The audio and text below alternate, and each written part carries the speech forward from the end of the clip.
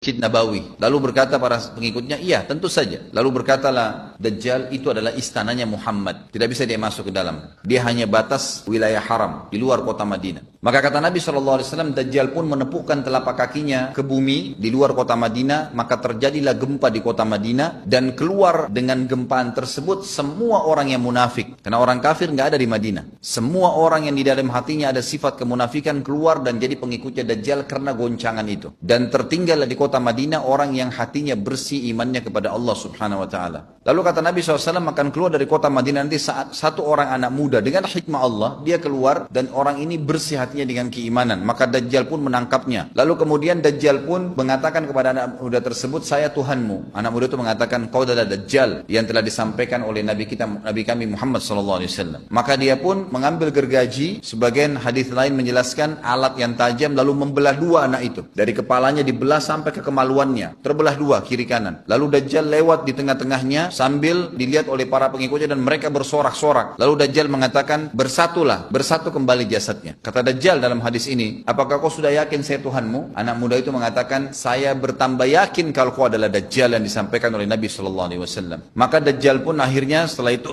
tidak mampu menyentuh anak muda lagi. Anak muda itu, Allah SWT sudah selamatkan dia. Pada saat tiba di Palestina, Dajjal sendiri tidak tahu kalau ajalnya sudah dekat. Maka dia pun akhirnya berdemo di sana, menganggap dia punya sebuah kerajaan sampai di daerah Palestina. Tepatnya sekarang Israel. Direbut wilayah itu oleh Israel tanpa mereka sadari. Dalil-dalil wahyu menuntun mereka ke situ. Ada sebuah kota namanya kota Babulut. Di Israel itu kota itu ada. Saya pernah lihat cuplikannya. Termasuk kota yang diidolakan di dalam negeri Israel sendiri namanya Babulut. Subhanallah, hadis menyebutkan nama Babulut. Hadis Nabi SAW dari 1400 tahun yang lalu mengatakan, nanti Dajjal akan berkumpul di sebuah wilayah namanya Babulut di Syam. Maksudnya di Palestina itu. Israel sekarang. Ada kota Babulut dan orang Yahudi sekarang lagi gencar membangun kota itu dan dianggap kota favoritnya Israel. Dajjal akan masuk ke sana dan berkurung diri. Keluar dari kota Madinah satu orang yang namanya seperti namanya Nabi Muhammad SAW, Muhammad bin Abdullah, dan dia dari turunan Nabi SAW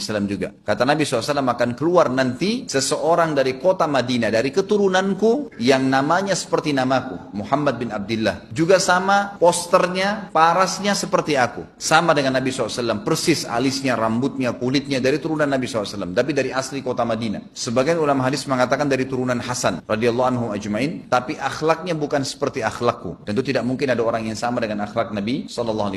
Allah mengubah dia dalam sehari semalam. Tiba-tiba berubah menjadi orang baik dalam sehari semalam. Jadi orang faham agama. Orang-orang pun akan datang kepadanya dari masyarakat Madinah berkata, engkau adalah turunan Rasulullah SAW, pimpinlah kami berperang melawan Dajjal. Engkau adalah turunan Rasulullah SAW, pimpinlah kami berperang melawan Dajjal. Maka dia pun menolak. Dia menolak awalnya, kemudian dia menuju ke Mekah diikutin dengan 300 orang pertama dari kota Madinah. Sampai di Mekah, setelah selesai dia tawaf, maka seluruh muslimin menunjuknya sambil mengatakan, engkau harus memimpin kami. Dan orang ini punya julukan Mahdi, dikenal dengan Imam Mahdi. Inilah tanda-tanda kiamat yang kedua. Setelah Dajjal keluar, buat kerusakan di muka bumi tadi selama 40 hari itu atau setahun lebih. Kemudian keluarlah tanda-tanda kiamat kedua pada saat dia sudah tiba di kota Babulut di Israel. Keluarlah si Mahdi ini. Pada saat dia tiba di Mekah, dibaiatlah oleh banyak kaum muslimin. Tidak disebutkan jumlah pasukannya, maka terbentuklah pasukan jihad yang mengejar Dajjal menuju ke Palestina. Tanda-tanda kiamat besar yang ketiga adalah pada saat pasukan Imam Mahdi dengan pasukan jihad itu tiba di Darul Bayda namanya, kota putih yang ada menara putihnya, dan itu sekarang di negeri Syam, tepatnya di Damaskus, ibu kota Syria. Hadis menyebutkan di menara itulah, di masjid itulah